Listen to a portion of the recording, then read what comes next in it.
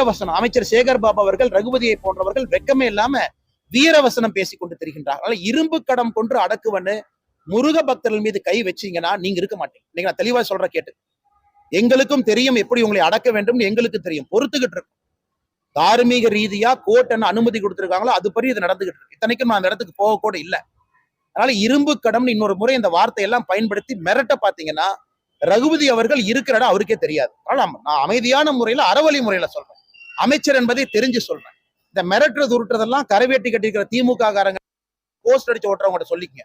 எல்லாம் முருக பக்தர்களை பார்த்து அமைதியான முறையில் அறவழி அத்தனை பேர் சேர்ந்தாங்க. என்ன பண்ணாங்க? பச உடைச்சாங்களா? தீ வச்சு கொளுத்தாங்களா? பொது சொத்துக்கு சேதம் விளைவிச்சாங்களா?